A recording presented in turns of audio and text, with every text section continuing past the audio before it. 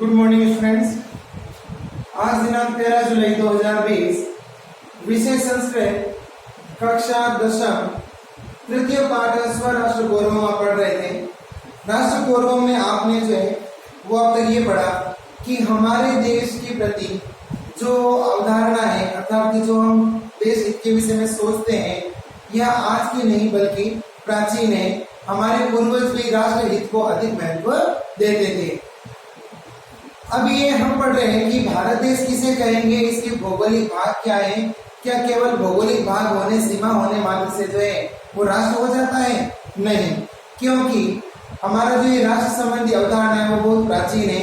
वेदों में भी राष्ट्र शब्द का कई बार प्रयोग हो चुका है। जैसे आप लोग जानते हैं कि अराष्ट्रीय राजन्य अर्थात कि राष्ट्र में क्षत्रिय हो। उसके अतिरिक्त आपने ये यजुर्वेद की एक ऋचा है, उसमें उसका अंश है। यजुर्वेद ये भी कहता है कि वयम राष्ट्र जागृयाम, अर्थात कि हम राष्ट्र में जागृत रहें। आगे भी वो कहते हैं अहम राष्ट्र संगमनी वसुना, और ऋग्वेद में कहा गया है, भूमि स्वयं कहती है, मातृभूमि स्वयं कहती है कि हे मनुष्यों, मैं वाग देवी तथा धनदात्री हूँ। इस तरह से जो है वो राष्ट्र शब्द जो है वो वेदों में भी बताया गया है। फिर आप लोगों ने पढ़ा कि हमारी जो राष्ट्र संबंधी अवधारणा है वो प्राचीन है। ये जो पाश्चात्य संस्कृति के जो सोच है, जो अवधारणा है, वह केवल हमारे भारत देश के लोगों को भ्रमित करती है। क्योंकि आप लोग जानते हैं कि हम भारत को भारत नहीं, केवल देश नहीं बल्कि राष्ट्र देव और मातृभूमि मानते हैं, जबकि पाश्चात्य देश अपने देश को केवल एक भूभाग या देश ही मानते हैं, वो उसको ईश्वर की संज्ञा नहीं देते। फिर आप लोगों ने जो है इसमें पढ़ा कि हमारे ऋषि मुनि तत्वज्ञाता तथा कई सारे दार्शनिक जो है वे हमारे देश को केवल भौगोलिक तथा भौतिक घटकों को ही हमारा राष्ट्र का घटक नहीं मानते, बल्कि सांस्कृतिक घटकों को भी हमारे देश के लिए जो है वो मानते हैं। क्यों मानते हैं? क्योंकि जब तक मनुष्य के मन में देश के प्रति प्रेम नहीं होगा, देशवासियों के प्रति प्रेम नहीं होगा, राष्ट्र भक्ति नहीं होगी, त्याग नहीं होगा, बलिदान की भावनाएं नहीं होगी, तब तक वह मनुष्य जो है वो देश में रहने के योग्य नहीं होता। तो ये सब आप लोगों ने पढ़ा इसमें। फिर आप लोगों ने ये भी पढ़ा कि केवल मिट्टी और भूमंडल को जो है वो हम देश नहीं कहते हैं, बल्कि हम देश जो है, हम देश को मातृभूमि तथा राष्ट्र देव नाम से संबोधित करते हैं। फिर देखिए, आपने देखा कि हमारा जो देश है वो हमारी मातृभूमि है, कर्म भूमि है, पितृभूमि है, पुण्य भूमि है, और इसके विषय में आपने जो है वो कुछ श्लोक पढ़े। तो पहले श्लोक में देखिए, उत्तरम यत् समुद्रस्य हिमाद्रस्यैव दक्षिणम तद भारतम नाम भारती यत् संतति, अर्थात जो भूमंडल समुद्र के उत्तर में तथा हिमालय के दक्षिण में स्थित है और जहाँ भारतीय संतान निवास करती है, उसे जो है वो भारत देश कहा जाता है। फिर आपने पढ़ा हिमालय समारभ्य, हिमालय से प्रारंभ होकर यावदी हिंदू सरोवरम, जो हिंद महासागर तक स्थित है, तब देव निर्मितम तम देश, और जो देवताओं के द्वारा निर्मित है उसे हिंदुस्तान प्रचक्षते, उसे हिंदुस्तान कहते हैं। अर्थात कि हिमालय पर्वत से प्रारंभ होकर जो हिंद महासागर तक है और जो देवताओं के द्वारा निर्मित है उसे भारत देश कहा जाता है। फिर आपने पढ़ा कि गायन्ति देवा किल गीत कहानी, कि निश्चय ही हमारे यहाँ पर निश्चय ही देवतागण इस देश का यशोगान करते हैं और कहते हैं कि धन्यास्तु ते भारत भूमि भागे, धन्य है भारत भूमि और भारत भूमि पर जन्म लेने वाले लोग। क्यों? क्योंकि स्वर्ग अपवर्गास्पदम मार्गभूत, वे जो स्वर्ग तथा मोक्ष स्थल अर्थात स्वर्ग तथा मोक्ष मार्ग पर जन्म लेते हैं, क्योंकि स्वर्ग और मोक्ष का मार्ग क्या है? भारत भूमि। तो जो भारत भूमि पर जन्म लेते हैं अवश्य ही भवन्ति भूयं पुरुषा देवत्वा, अर्थात कि अवश्य ही ऐसे मनुष्य पिछले जन्म के सत्कर्मों के आधार पर ही इस भूमि पर जन्म प्राप्त करते हैं। फिर आपने जो है वो इसमें पढ़ा कि संप्राप्य भारतीय जन्म सत्कर्मसु परामुखा, कि भारत में जन्म लेकर भी जो मनुष्य अच्छे कर्मों से विमुख रहते हैं वे पीयूष कलश हित्वा विश्व भांडम उपाश्रित, वे अवश्य ही, आप जानते हैं कि जिस कलश में अमृत भरा होता है वो ग्रहण करने के योग्य होता है, और जिसमें जो है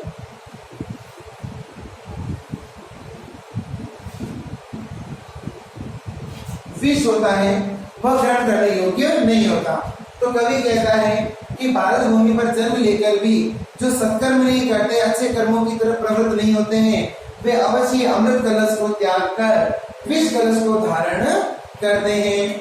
फिर आगे कवि कहते हैं कि अर्धे देश प्रसूतस्य सकाशाद अग्रजन्मना स्व स्व चरित्र शिक्षण पृथ्वी मानवा, अर्थात इस देश में जन्मे हुए महापुरुषों से, महापुरुष अर्थात आप जानते हैं स्वामी विवेकानंद, महात्मा बुद्ध, महावीर स्वामी, विवेकानंद, महाराणा प्रताप, कई ऐसे महापुरुषों ने हमारे देश में जन्म लिया है।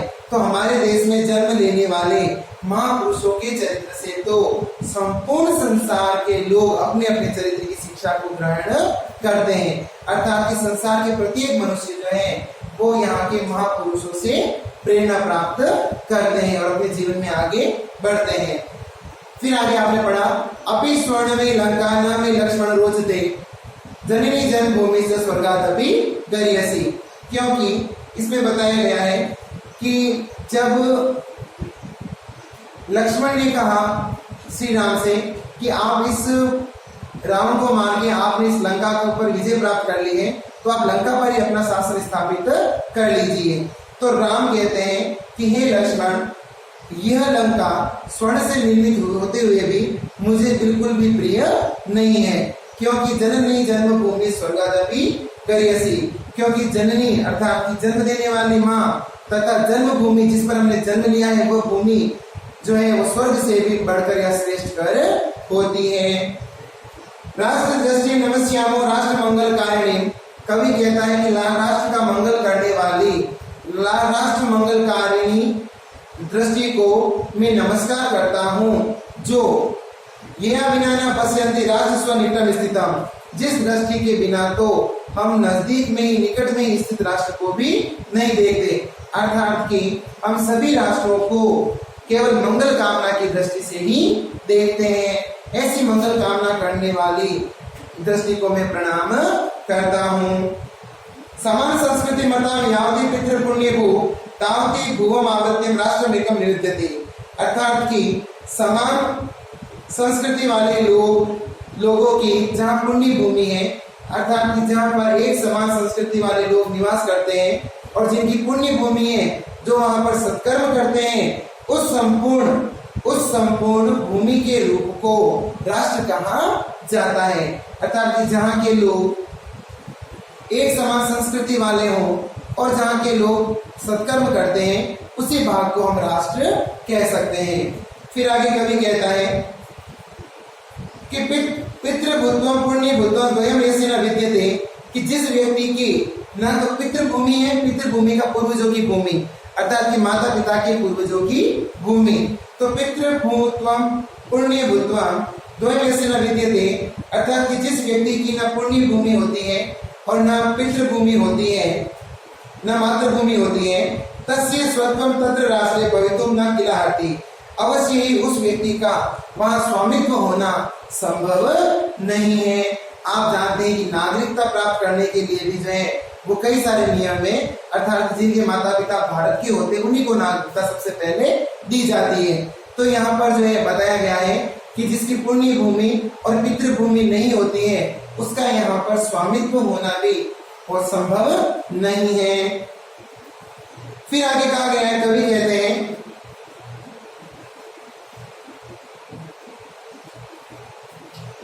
कि राष्ट्रोत्तर उत्थान पत्नी, देखिए श्लोक को थोड़ा पढ़ लेते हैं अच्छे से। यहां तक आप लोगों ने मैंने आपको जो रिवीजन करवा दिया है, अब हम आगे पढ़ रहे हैं।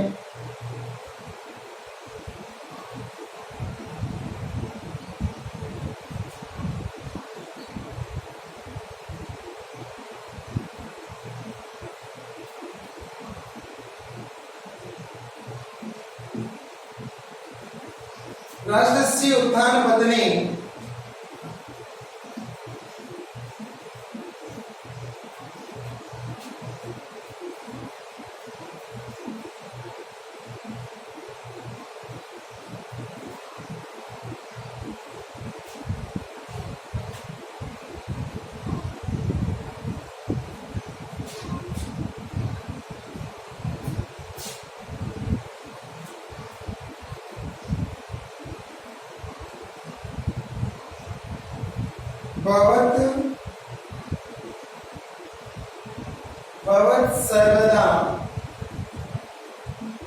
भवत सर्वदा तस्मात् शिक्षणीयास्तु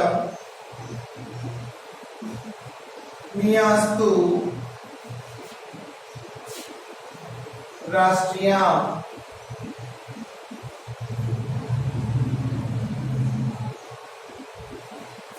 राष्ट्रस्य उत्थान पतने राष्ट्रियानवलम्ब्यति भवत सर्वदा तस्मात् शिक्षणीयास्तु राष्ट्रिया। अर्थात कि राष्ट्र का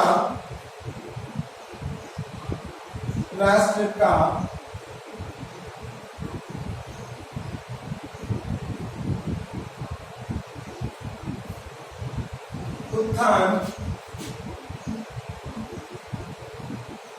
और पतन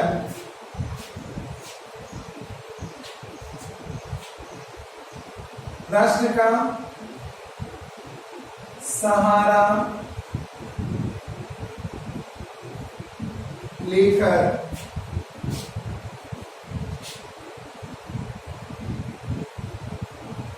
होता है।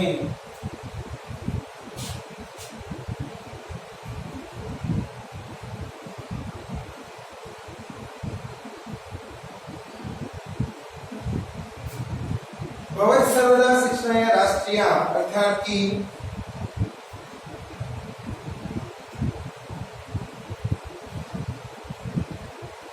सदैव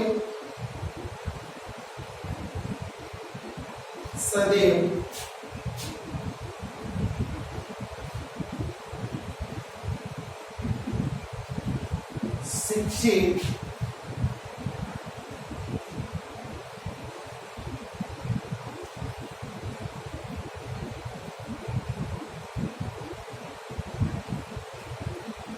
नागरिकों को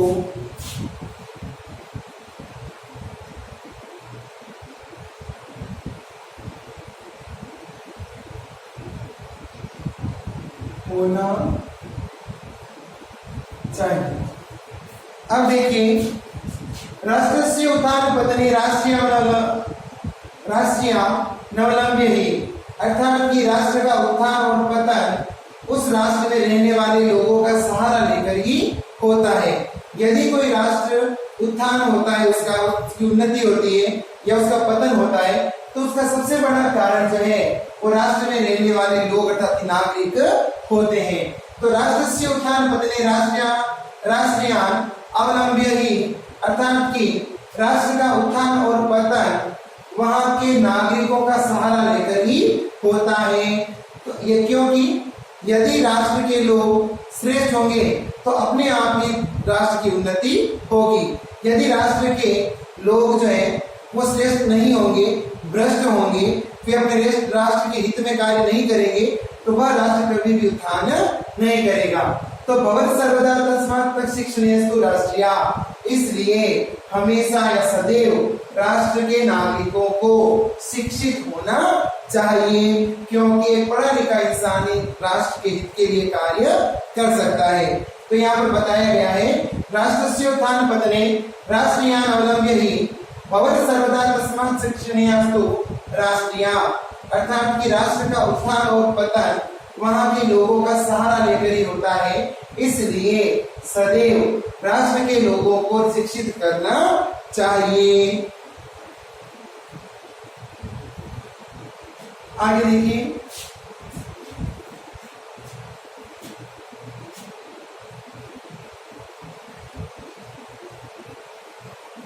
विद्या शस्त्रम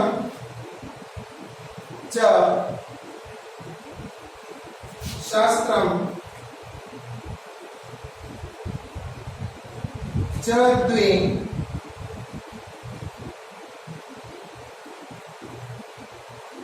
विधे प्रतिपत्तये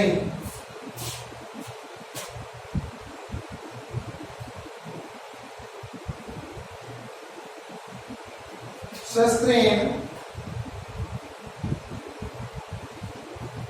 रक्षितं राष्ट्रे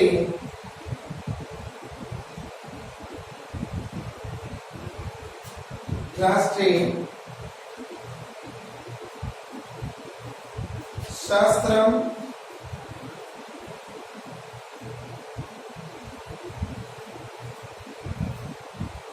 शास्त्र चर्चा प्रवर्तते। बहुत अच्छी बात बताई गई है क्षत्रिय इत्यादि के लिए, क्योंकि आप जानते हैं एक होता है शस्त्र, एक होता है शास्त्र। ये तो होती है ज्ञान से संबंधित या पुस्तक इत्यादि, और शस्त्र का अर्थ होता है रक्षा के लिए जो काम आते हैं। तो कवि यहाँ पर कहता है विद्या शस्त्रं च शास्त्रं च द्वे विधे प्रतिपत्तये शस्त्रेण रक्षितं राष्ट्रे शास्त्र चर्चा प्रवर्तते।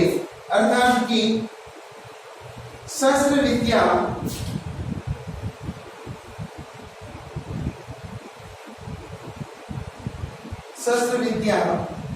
तथा शास्त्र विद्या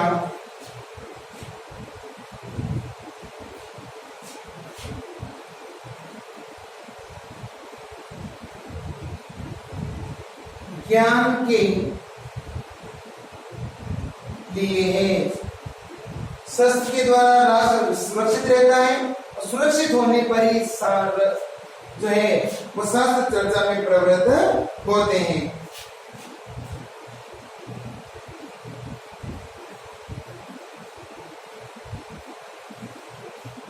देखिए विद्या शस्त्रम च शास्त्रम च द्वे विधे प्रतिपत्तये अर्थात कि शस्त्र विद्या और शास्त्र विद्या ज्ञान के लिए दो विधाएं हैं।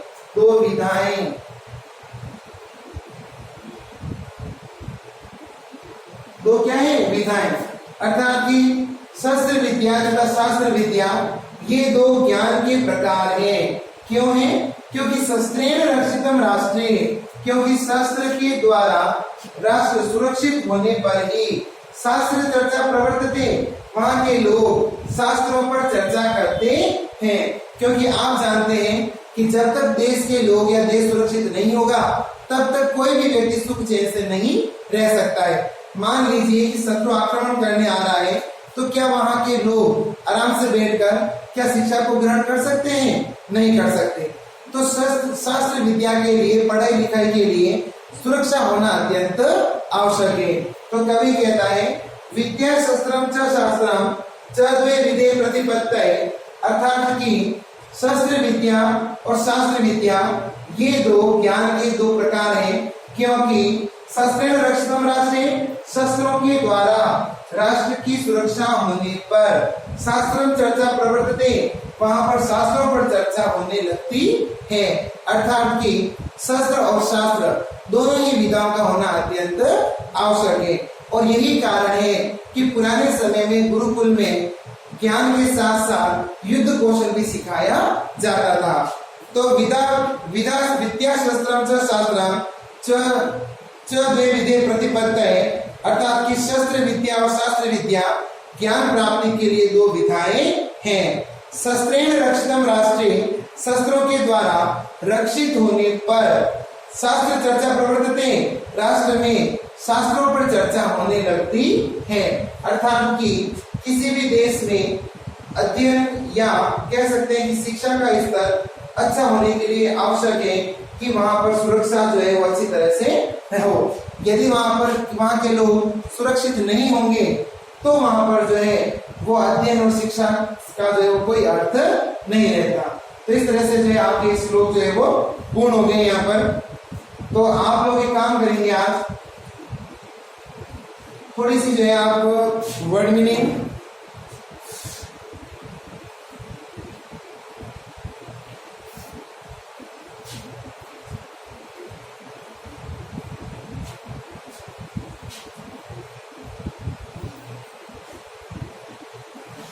शब्दार्थ करने हैं, क्योंकि शब्दार्थ के बिना आपको जो है वो अर्थ समझ में नहीं आने वाले हैं।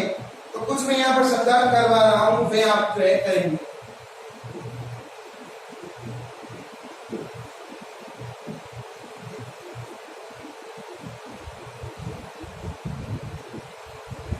भारतीय,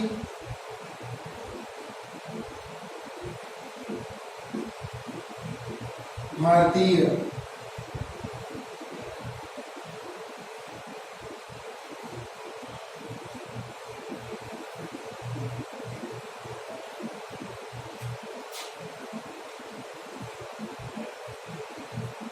हिंद महासागर,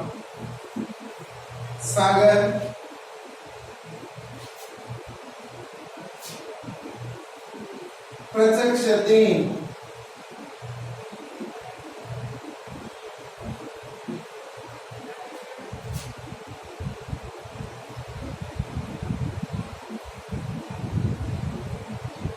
कहलाता है।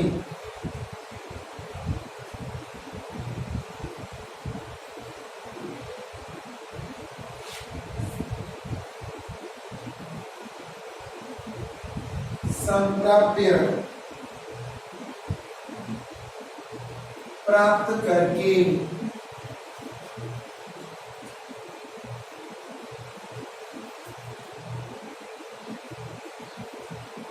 सत्कर्मसु,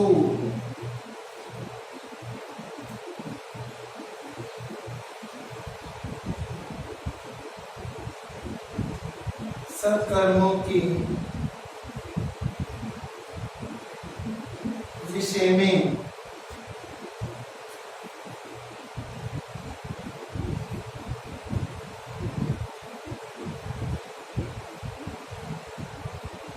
परांमुख, परांमुख का हो जाएगा प्रतिकूल, प्रतिकूल या विमुख। इसके पश्चात हित्वा, हित्वा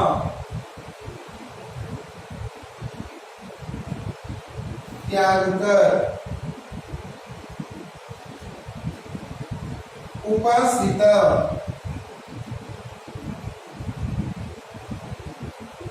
उपासित का अर्थ होता है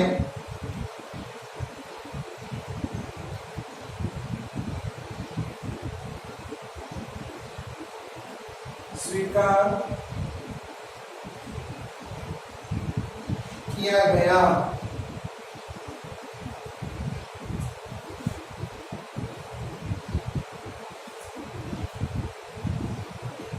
अग्रजन्मना, अग्रजन्म का हो जाएगा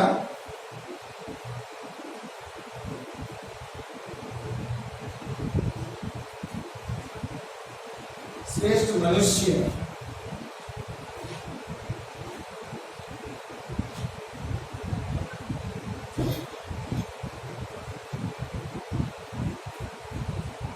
सकाशात,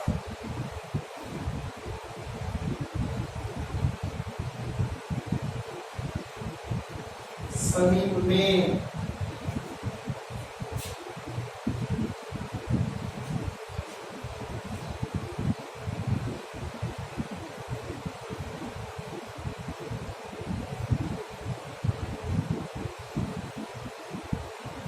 खोजबीन,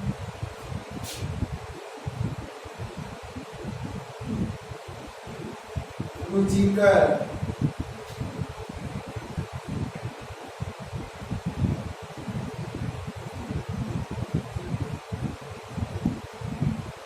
नमस्याम,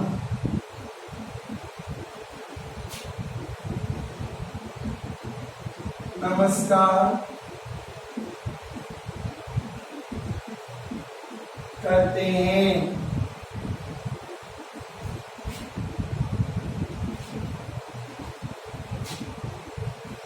यावती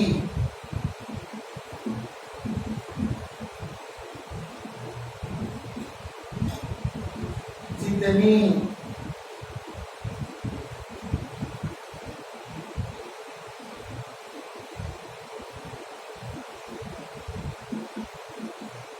करियसी महत्वपूर्ण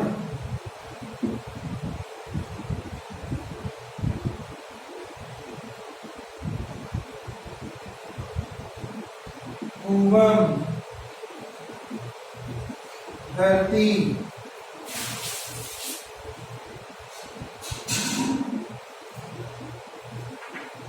आवृत्यम धरकर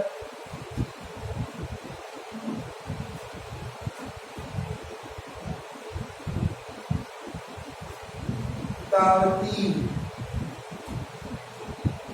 उतनी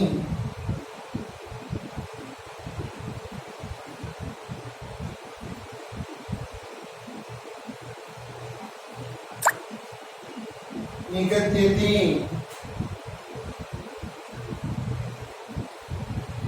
कहते हैं।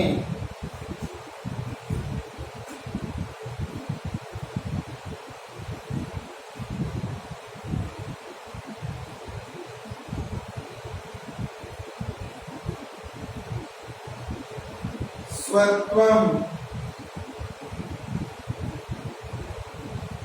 स्वामित्व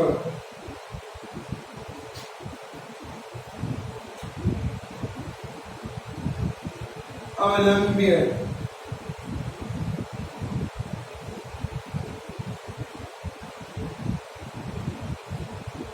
अवलंब्य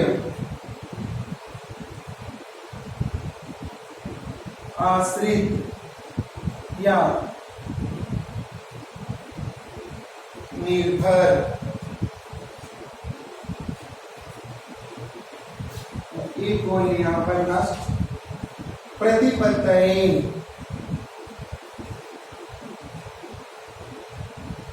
प्रतिपत्तये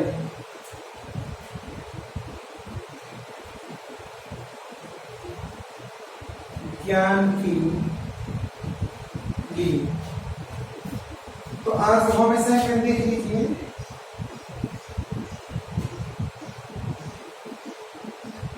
तृतीय पाठ की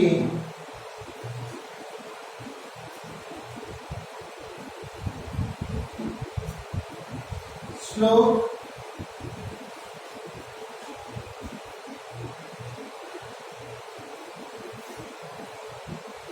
सभी श्लोकों की सप्रसंग व्याख्या एवं शब्दार्थ करें। ये सबस कार्य जो है वो कल तक जितना आपने काम किया था, मतलब कि 11 श्लोक है इसमें, और आपने जो है वो 9 तक श्लोक जो है वो पूर्ण कर लिए हैं। आज की डेट मेंशन करके उत्तर पुस्तिका में डेट लगाकर, तारीख लगाकर, और आपको श्लोक संख्या 10 और 11 की सप्रसंग व्याख्या करनी है। और उसके पश्चात ये जो महत्वपूर्ण कुछ शब्दार्थ दिए हैं मैंने, ये आपको अपनी उत्तर पुस्तिका में करना है। धन्यवाद।